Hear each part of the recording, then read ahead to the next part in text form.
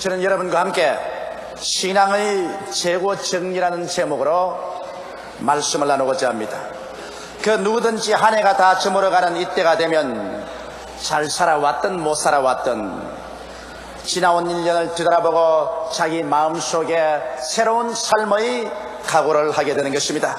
사업을 하는 사람은 반드시 연말에 1년 사업을 정산해보고 수지 결산을 해보는 것입니다. 그리고 재고 정리도 반드시 해야만 하는 것입니다. 이처럼 우리 신앙인들도 한 해를 보내면서 우리 하나님 앞에 양심의 등불을 밝혀놓고 마음을 하나님 앞에 솔직히 열어놓고 1년 동안 나의 신앙생활이 잘 되었는지 못 되었는지를 회개하고 살펴보는 귀한 신앙의 재고 정리가 있어야만 하는 것입니다. 저는 오늘 이 안에 마지막 주일을 보내면서 여러분과 함께 만문을 활짝 열고 신앙의 재고 정리를 철저히 함께 해보고자 합니다. 첫째로 우리는 1년을 살면서 정말 하나님의 계명을 쫓아서 살았는가, 이 사실을 깊이 생각해 봐야 됩니다. 예수님께서는 요한복음 14장 15절에 너희가 나를 사랑하면 나의 계명을 지키리라고 말한 것입니다. 1년 동안 내가 하나님을 사랑한다고 하면서 실제로 사랑했느냐, 가짜로 사랑했느냐. 내가 하나님을 사랑했으면 하나님의 계명을 반드시 지켰을 것이라는 것입니다.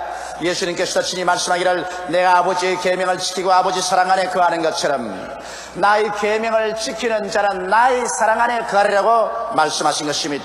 그러면 주님이 말씀하는 계명은 무엇일까요? 너무 잘 아는 10계명인 것입니다. 우리 오늘 이 시간에 10계명에 우리 자신을 비춰보고 내가 과연 지난 한 해 동안에 이 계명을 지키며 살았는지 살펴보아야 할 것인 것입니다.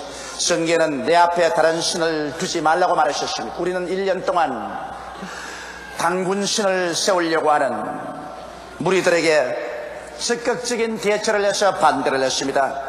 단군을 국신으로 삼으려고 하는 일에 대해서 우리는 교회적으로 일어나서 열렬히 반대했습니다만 과연 내 앞에 개인적으로 다른 신을 혹시 준 적이 없는가? 내가 시험에 들어서 혹시 다른 종교에 가서 우상에게 절한 적이 없는가? 이러한 일이 있으면 하나님 앞에서 철저히 회개해야만 되는 것입니다. 성경에 우상을 섬기지 말라고 했는데 우리는 금이나 은이나 보석이나 나무나 돌로 만든 우상에게 절은 안 했지만은 혹시 내 마음의 보좌에 하나님을 앉혀놓는 대신에 내 부모나 형제, 남편이나 아내, 자식이라도 또 부귀의 영화 공명이나 세상의 권력을 신으로 앉혀놓고 신앙의 나라의 액세서리로 삼고 살았지 않은가? 여러분, 눈에 보이는 우상보다도 눈에 보이지 않은 탐욕의 우상을 내 가슴의 보좌에 앉혀놓고 탐욕의 노예가 되는 것은 무서운 우상 숭배인 것입니다. 이러한 우상 숭배를 했으면 그 탐욕의 우상을 오늘 박살을 내고 예수 그리스도를 마음의 보좌에 앉혀야만 하는 것입니다. 하나님의 이름을 망령되이 부르지 말라고 성경은 말하고 있는데 우리는 쉽게 하나님의 이름을 장난삼아 쓸 때가 많습니다. 혹시 망년에 가셔 혹은 크리스마스 파티에 가셔 장난삼아 하나님의 이름을 망령되이 부르고 희희낙낙한 적이 없습니까? 저도 어느 파티에 참석을 했는데 그곳에서 여러 가지 게임을 하는 중에 하나님의 이름, 예수님의 이름을 넣어서 게임을 하는 것을 보고 얼마나 가슴이 숨뜨럭했는지 모릅니다. 왜냐하면 그러한 것이 바로 하나님의 이름을 망령되이 부르는 것입니다. 하나님은 거룩하고 지극히 영광스러운 하나님이십니다. 하나님의 성호는 지극히 경건되고 거룩하게 사용해야지 하나님의 이름을 망령되이 부르고 죄 없다 여김을 받지 아니할 것입니다. 여러분, 성경은 안식일을 거룩히 지키라고 했는데 우리는 우리 개인적인 사업 때문에 생활 때문에 능히 안식일을 지킬 수 있는데도 불구하고 안식일을 지키지 않고 자기 개인의 일을 추구하지 않았었습니까? 성경은 내 부모를 공경하라고 했는데 나는 부모에게 원망하고 불평하고 오히려 부모를 대적하고 공경하기는커녕 부모를 박대하는 그런 죄를 짓지 않으셨습니까? 눈에 보이는 자기 부모를 공경하지 못하는 사람이 눈에 안 보이는 하나님을 어떻게 공경할 수 있단 말인 것입니까? 성경에는 살인하지 말라고 했는데 실제로 칼을 들어 사람을 죽이지 않았지만 마음속에 살인하고 싶을 만큼 미움과 원한을 가진 적은 없습니까? 성경에는 간음하지 말라고 했는데 실제로 간음한 죄가 있을 사람은 물론 말할 필요 없이 철저히 이 죄를 회개하고 버려야 되겠지만은 마음속에 혹시 추한 마음을 품고 마음속으로 범죄하지 않으셨습니까? 우리의 신앙을 가장 근원적으로 파멸하는 것은 바로 음행과 더러운 것과 호색인 것입니다. 도둑질하지 말라고 했는데 혹시 우리가 우리의 이웃 것을 도둑질하지 않았나요? 선한 의미에서 빌려오고 난 다음에도 이것을 갚지 아니함으로 말미암아 결국 도적한 것이 되지 않았나요? 만일 그런 일이 있으면 이 해가 지나기 전에 우리는 그것을 다 갖고 청산해야 될 것인 것입니다.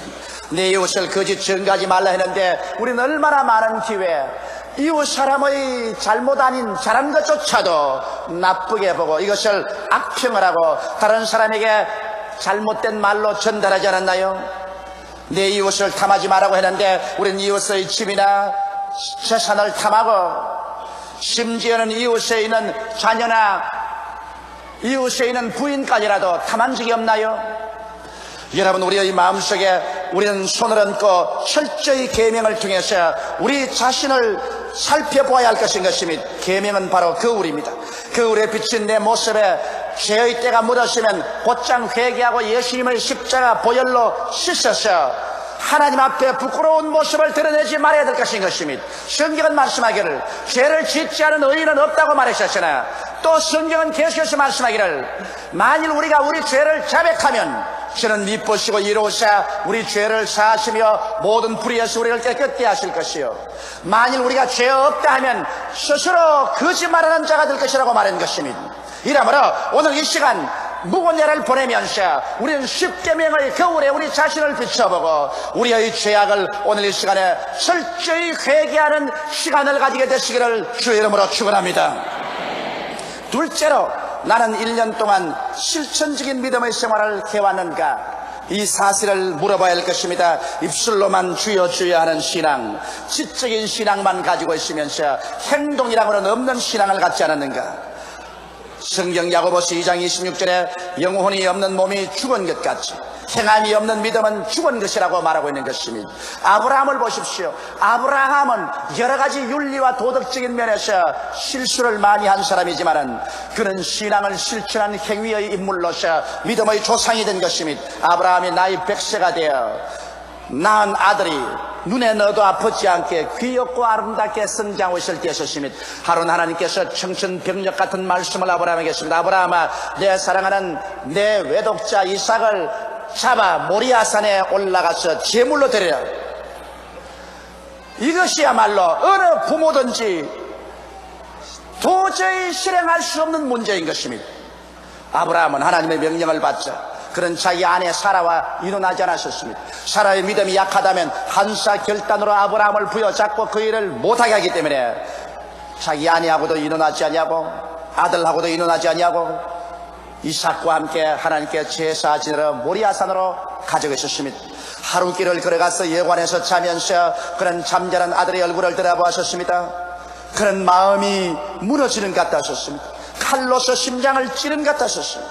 이 귀하고 아름다운 아들을 잡아서 각을 떠서 장작불로서 태워서 들이다니 이럴 수가 있느냐.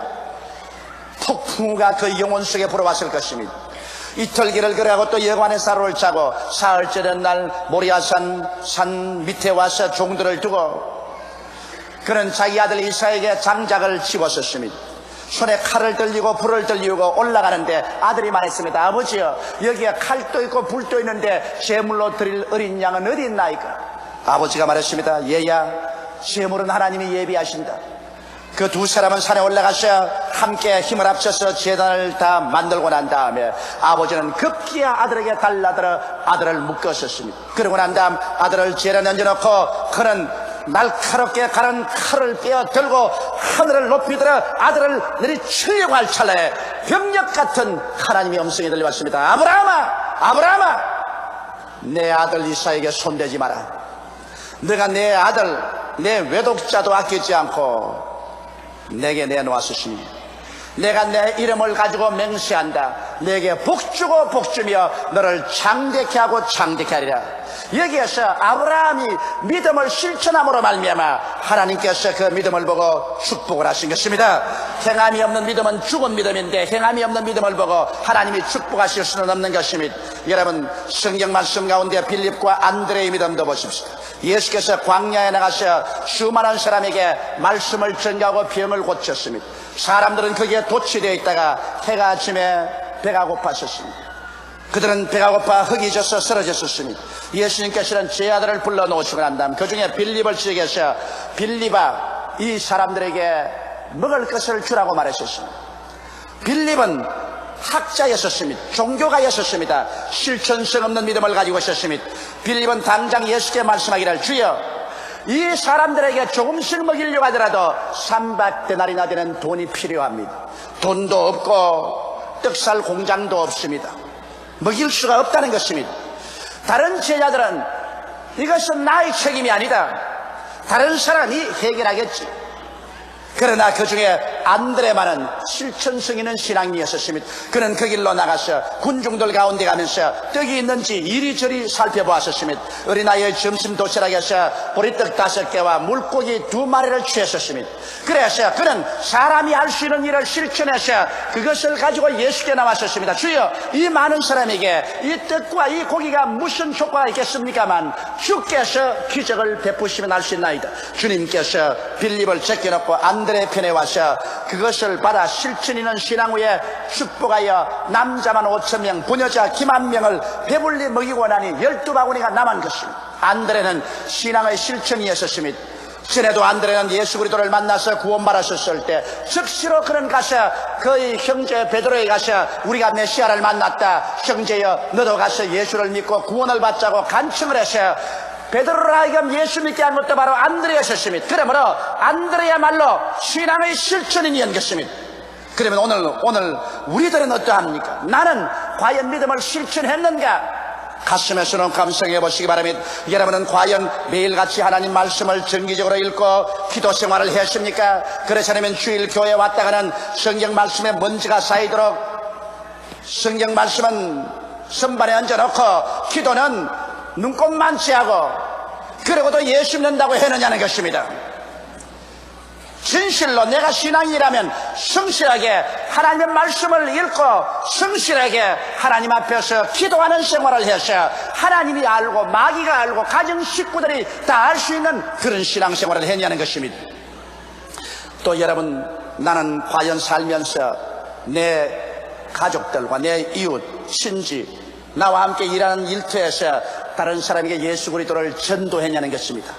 1년을 살면서도 자기 입을 한일자로 테이프를 붙여놓고 자기만 믿고 남에게 예수란 말 한마디도 전도하지 못하는 벙어리 신자가 아니었다는 것입니다. 성경은 말하기를 사람이 마음에 믿어 이르고 입으로 시인하면 구원에 이른다고 했는데 자기 입으로 한마디도 전도하지 못하고 시인하지 못하므로 자기 구원까지라도 희미한 등불처럼 사라져가고 있지 않느냐는 것입니다. 많은 사람들이 교회에 오는 것이 부끄러워서 성경책을 보따리에 사가지고서 교회에 왔다가 교회에서 예배드리고 난 다음엔 다시 보따리에 사서 나간다. 그렇게 예수 믿는 것이 부끄러워서야 어떻게 천당을 가겠습니까?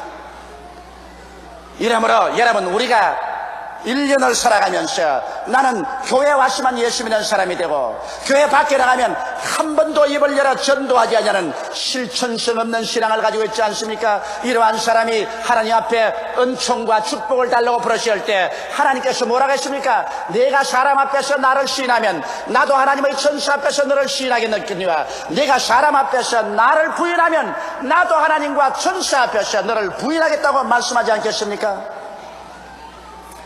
여러분은 진실로 한 해를 살면서 11조를 도둑질하지 않고 살았습니까? 또 11조라고 말한다. 제가 11조라고 말한 이유는 이 세상에 사람이 가장 좋아하는 것이 물질입니다. 사람들은 어지간일은 다 물질에 현혹을 당합니다. 예수님께서도 말씀하기를 내 물질이 있는 곳에 내 마음도 있다고 말한 것입니다. 그런데 우리가 하나님 앞에 나와서 하나님께 소속한 11조를 도둑질하고도 내가 예수 믿는다고 할 수 있냐는 것입니다.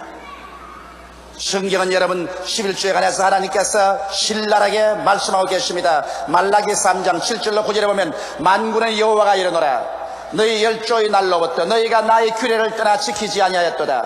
그런즉 내게로 돌아오라. 그리하면 나도 너희에게로 돌아가리라 하였더니 너희가 이르기를 우리가 어떻게 하여 돌아가리까 하도다. 사람이 어찌 하나님의 것을 도적질하겠느냐. 그러나 너희는 나의 것을 도적질하고도 말하기를 우리가 어떻게 주의 것을 도적질하였나이까로다. 이는 곧 11조와 헌물이라. 너희 곧 온 나라가 나의 것을 도적질하였으므로 너희가 저주를 받았느니라.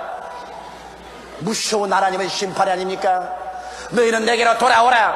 돌아오는 조건이 11조와 헌물을 드림으로 내게로 돌아오라. 그러면 나도 너희에게로 돌아가려고 하셨으니 오늘 여러분 우리가 하나님 앞에서 11조와 헌물을 도둑질하고 있어 아무리 기도한들 그 기도가 어떻게 하늘에 상달되겠습니까? 하나님께서 도둑놈의 기도를 들어주시겠습니까?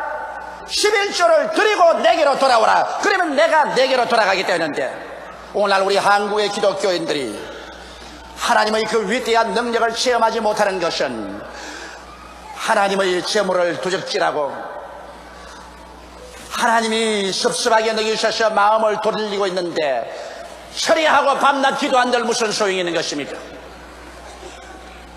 그러므로 오늘 우리들은 모두 다 하나님 앞에서 11조 도둑질하지 말고 하나님의 것을 하나님께 돌려야 되는 것입니다. 성경에 말씀하기를 너희 온 나라가 저주를 받았다. 오늘 사람들은 애쓰고 힘써서 좋은 집도 짓고 좋은 물건도 갖다 놓고 행복하게 살려고 하지만은 그 집이 저주를 만났고 물건이 저주를 받았고 생활이 저주를 받았었습니다. 그러므로 옛날보다 더 많은 가정이 파괴되고 더 많은 고아들이 생겨나고 범죄가 더 많아지고 불행한 사람이 더 많아지는 이유가 왜 그렇습니까? 눈으로 보기에는 번지르르하게 만들어 놓지만 하나님의 저주가 같이 따르고 있기 때문에 축복과 행복은 사라져버리고 말한 것입니다. 성경은 말하기를 의인의 적은 재산이 악인의 많은 물질보다 성하다고 말할 것입니다. 적게 가지고 있더라도 여호와의 축복을 받아서 살면 그곳에 적과 꿀이 흐르게 되는 것입니다. 이러므로 우리의 생활에 저주를 제하기 위해서 여러분은 실천적인 신앙으로 하나님께 11조를 드리고 살았습니까? 만일 그렇지 않았다면 여러분은 여러분의 생활 속에 드글드글 붙은 그 저주를 떼버리기 위해서라도 회개하고 새해에는 하나님의 물건을 도둑질하지 말아야 될 것입니다. 셋째로 나는 1년 동안 긍정적인 인생만을 갖고 살았는가 생각해 보시기 바랍니다. 하나님께서는 부정적이고 절망적이며 좌절하고 희망을 잃어버린 사람하고는 절대로 같이 하지 않습니다. 이스라엘 백성이 가데스 바네에 왔을 때 모세가 12명의 정탐꾼을 가나안 땅에 보내서 40일을 정탐하고 오게 했는데 그 중에 10명은 인간적인 척도로서 사물을 보았었습니다. 그래서 그들은 말이 산은 높고 골은 깊고 땅은 주민을 삼키고 성벽은 크고 그곳에 사는 사람은 네피리네 후손 아낙 자손 대장부가 살아서 우리가 스스로 비교해봐도 여치새끼 같더라. 우리의 처자가 사로잡히리니 우리는 결코 그 땅을 점령하지 못한다고 악평에서 부정적으로 말하셨습니다. 그러고 난 다음 군대를 장관을 세워 애굽으로 돌아가려고 말하셨습니다. 여러분 이 사람들은 부정적인 말을 했습니다. 하나님께서 그 부정적인 말을 하는 절망적인 사람을 그 자리에서 죽이고 그를 따라온 사람 이스라엘 백성들을 광야로 회진시켜 40년 동안 광야에서 방황해서 다 죽고 그 뼈가 사막의 태양에 바래지게 만들어버리고 말한 것입니다. 그러나 그 중에 두 사람 여호수아와 갈렙은 하나님의 약속의 눈으로서 보았었습니다. 그들은 하는 말이 그 땅은 과연 젖과 꿀이 흐르더라. 우리 그 땅에 들어가서 점령하려고 했습니다. 긍정적인 태도를 가진 이 갈렙 여호수아는 40년 광야의 방황에서 살아나서 그 후손들과 함께 젖과 꿀이 흐르는 가나안 땅으로 들어갈 수가 있는 것입니다. 우리는 어떠합니까 여러분? 우리가 비관적으로 인생을 보려면 얼마든지 그 재료가 있습니다. 우리의 환경 가운데 나는 못 산다, 나는 안 된다, 나는 할 수 없다, 나는 절망이다, 나는 비관적으로 본다. 그것이 얼마든지 있습니다. 개인적으로도 가정적으로 국가 사회적으로 비관하려면 비관할 수 있는 것은 얼마든지 있어요. 그러나 우리 예수 믿는 사람들이 하나님의 언약과 하나님의 축복의 말씀을 통해서 인생을 희망적으로 바라보면 또 얼마든지 희망적으로 바라볼 수 있는 것입니다. 긍정적이고 적극적이며 창조적으로 희망을 가지고 인생을 바라보는 그 사람하고 하나님은 같이 하여 주시는 것입니다. 사람들은 우리 한국의 현실과 미래에 관해서 우리하고 비관적으로 생각하는 사람이 많습니다만 나는 그렇게 보지 않습니다. 우리는 5천년 역사 가운데 억센 역사의 도전을 이겨온 민족인 것입니다. 5천년이나 살아오면서 이겨온 이 역사적 도전을 현재 20세기에 와서 다가오는 도전을 우리 민족이 이기지 못할 리가 만무한 것입니다. 더구나 우리 한국은 지금 하나님 백성들이 1000만 명이나 있습니다. 성경에 말씀하기를 너희 두세 사람이 내 이름으로 모인 곳에는 나도 너와 같이 있겠다고 했는데 1천만의 성도가 주야로 하나님을 부르짖는데 이 땅에 하나님이 같이 안 계실 리가 만무한 것입니다. 그리고 또 나는 확실한 말은 말세 하나님께서 이 민족을 선택하여 제사장의 국가를 삼아서 아시아의 황금 시절에 온 아시아 전역에 세계 만방에 복음을 전가할 제사장의 국가로 계획하고 있다는 것을 알고 있습니다.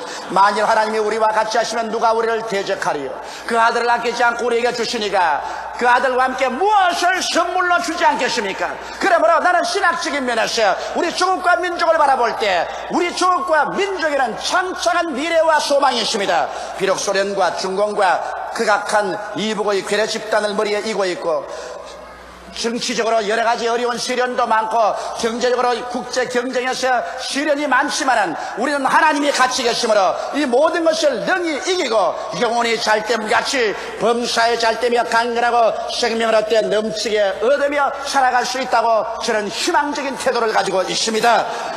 우리가 소망을 저버리지 아니하면 소망의 하나님께서 우리와 같이 하여 주셔서 우리의 내일을 찬란하게 이끌어 주시는 것입니다.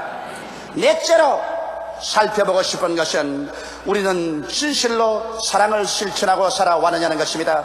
진실로 하나님을 사랑해서 그 나라와 그 의를 먼저 구하며 하나님께서 내 마음의 보좌를 확실히 점령하고 있었는가? 정말 나는 나라를 사랑했는가? 여러분, 나라 없는 민족의 슬픔을 보십시오. 유대인들은 2000년 동안 나라 없이 방황하면서 가는 곳마다 핍박을 당하고 멸시와 천대를 당하고 2차 대전 때는 히틀러에 의해서 600만 명이 학살을 당해도 말 한마디 할 수 없는 것은 나라가 없는 민족이기 때문인 것입니다. 월남을 보십시오. 그렇게 나라가 있을 때 나라가 부패하고 날이 지고 날이 새도록 계속 학생들의 데모, 종교인들의 데모로 나라가 뒤엎여서 파멸하고 말았었습니다. 나라를 잃어버린 월남 난민들이 배를 타고 남지라에 떠 있어도 누구도 구출하려고 하지 않습니다. 어느 곳에 가나 천대와 멸시를 당합니다. 우리는 비록 붉은 이리떼에게 북반구를 강점당했지만은 그러나 우리가 발붙일 나라가 있는 것을 감사하게 생각하고 이 나라는 남의 나라가 아니라 내 나라이기 때문에 내가 공중도덕 하나라도 지키고 공공기물 하나라도 아끼고 사랑해서 내 나라 내 민족을 사랑해야 되는 것입니다. 그래야 우리가 이 땅에서 잘 살고 우리 후손이 잘 살 수 있어요. 내 나라를 위해서 내가 세금을 바칠 것은 세금을 바치고 공세를 바칠 것은 바치고 군대의 임무도 다하고 나라를 위해서 일하는 사람들이 되어야 될 것인 것입니다. 또한 물어보고 싶은 것은 진실로 우리는 이웃을 사랑하고 살았냐는 것입니다. 이웃을 사랑한다는 것은 함께 잘 살도록 노력하는 것입니다. 나만 잘 살 것이 아니라 우리 다 함께 잘 살도록 노력하자는 것입니다. 그런데 요새 우리 한국 땅에 보면 비위생적으로 만드는 간장, 농약을 쓴 콩나물 같은 부정식품을 만들어가지고서 사람들은 죽든 말든 자기만 돈을 벌면 된다는 악덕 상인들이 있습니다. 저는 사형제도를 동의하지 않은 사람 중에 한 사람이지만 나는 부정식품을 만드는 사람은 사형에 처해야 된다고 생각합니다. 썩은 간장을 만들고 농약을 넣어서 콩나물을 만들어서 이를 먹은 사람들이 암이 걸리고 생명이 단축되는데도 남을 희생해서 돈 벌겠다는 악덕스러운 상인들, 부정식품업자는 반드시 근절되고 이런 사람들은 사형에 처해야 된다고 나는 생각을 합니다. 우리는 함께 잘 살아야 돼요. 남을 희생하고 그 희생의 피의 대가로서 자기만 잘 살겠다는 무리를 우리의 집단에서 없애야 되는 것입니다. 이러므로 내 이웃을 내 몸같이 사랑하라고 말씀한 그 계명을 우리는 지키고 살아야 될 것인 것입니다. 또 나아가서 우리는 자연 및 생태계를 사랑해야 하는가 물어봐야 되는 것입니다. 사람은 혼자 살지 못해요. 사람은 나무하고 풀하고 같이 살아야 되고 벌레하고 꿩이나 토끼나 노루하고 같이 살아야 돼요. 여러분, 자연이 왕성할 때 사람도 잘 살게 돼요. 사람이 잘못 살게 되면 자연도 패하고 말아요. 나는 나무를 쉽게 베어서 내팽개치는 사람 보고 분노를 느낍니다. 나무 한 그루 키우려면 적어도 10년 이상, 20년, 30년이 걸립니다. 이렇게 오래 걸릴 나무를 그냥 단숨에 도끼로 찍어서 화목을 만들어버립니다. 이런 나쁜 사람이 어디 있는 것입니까?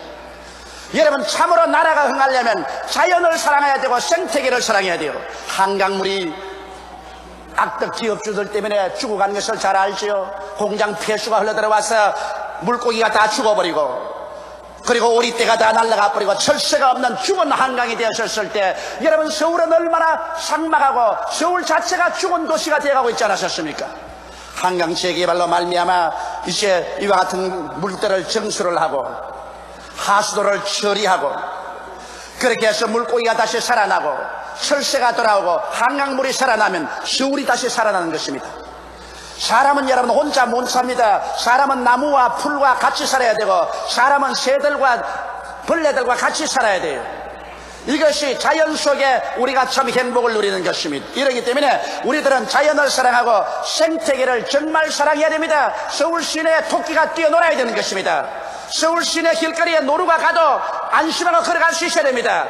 지금은 토끼나 노루가 가면 어디에서 모가지가 틀릴지 모릅니다. 자연과 생태계가 함께 살 때 비로소 행복한 삶을 살 수가 있어요.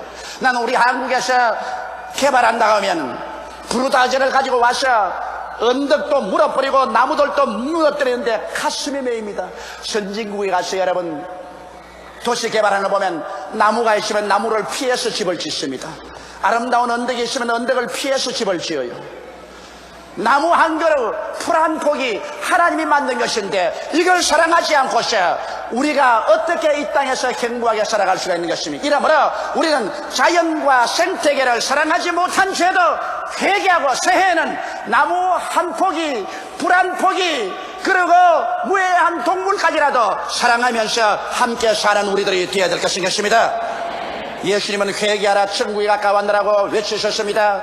회개란 자기 잘못을 뉘우쳐버리고 마음을 고쳐먹는 것입니다. 회개하지 않고서 여러분 새로운 삶과 축복이 이루어질 수 없고 천국이 이루어지지 않습니다.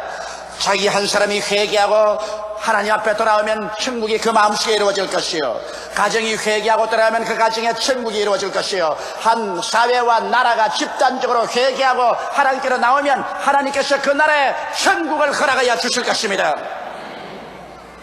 사주팔자가 좋아서 잘 살게 될 것이다, 무슨 운기를 만나서 잘 살게 될 것이다, 그런 웃기는 소리를 하지 마십시오. 사람이 무엇으로 심든지 그대로 그들이라고 말씀한 것입니다. 회개하고 하나님께 돌아오면 하나님의 축복을 받게 되어서 축복이 올 때 운기도 필요가 하고 사주팔자도 펴지는 것이지, 회개하지 않은데 자연적으로 운수 대통이라 그런 어리석은 미신을 우리는 믿어서는 안 될 것입니다. 그러므로 우리는 이 한 해를 보내면서 이 하나님 말씀을 거울 삼아 우리 마음속에 크게 회개하고 변화를 받고 돌이켜서 새해에는 하나님이 축복을 줄 수 있는 우리 모두 다 그릇이 되기를 예수님 이름으로 축원합니다. 다 같이 고개시켜 기도드리겠습니다. 사랑이 많으시고 거룩하신 우리 아버지 하나님, 우리는 하나님의 계명을 어기고도 뻔뻔스럽게 살았었습니다. 그러고도 필요할 때는 주의 이름을 남보다 더 목청을 또 구워서 불렀었습니다. 나의 계명을 지키는 자라야 나를 사랑하는 자라고 했는데, 그리스도를 사랑한다고 하면서 계명은 어긴 것이 너무나 많았으니 주여 용서하여 주시옵소서. 믿는다고 말은 하면서도 지적으로 믿었지 실천성 없는 신앙으로 말씀도 기도도 등한히하고 전도도 등한히했으며 11조 도둑질한 일도 많이 있습니다. 하나님 아버지, 행함이 없는 믿음은 죽은 믿음인데 죽은 믿음을 가진 우리를 용서하여 주시옵소서. 언제나 부정적인 생각을 하고 부정적인 말을 하고 나는 못한다, 안 된다, 할 수 없다고 해서 하나님의 심정을 괴롭힌 죄를 용서하여 주시옵시고, 하나님도 나라도 이웃도 자연도 착실하게 사랑하지 못하고 살아온 우리들을 주여 용서하여 주시옵소서. 세상에 살기 바쁘고 급해서 그렇다고 변명을 하지만은 하나님의 축복이 없이 사니까 그렇게 세상이 살기 힘들고 급하지 않습니까? 그 나라와 그 일을 먼저 구하라 그리하면 이 모든 것을 내게 더하시라고 해주신 하나님이 계시는데, 아버지 새해에는 진짜로 믿는 사람들 되게 도와주시옵소서. 하나님과 함께 살게 되게 도와주시옵시고, 하나님의 능력으로 영혼이 잘됨같이 범사에 잘되고 강건하며 생명을 얻되 넘치게 얻어 하나님을 더 뜨겁게 사랑하고 이웃을 내 몸같이 사랑할 수 있는 여유를 가지고 살게 되게 도와주시옵소서. 예수님 이름 받들어 기도하옵나이다. 아멘.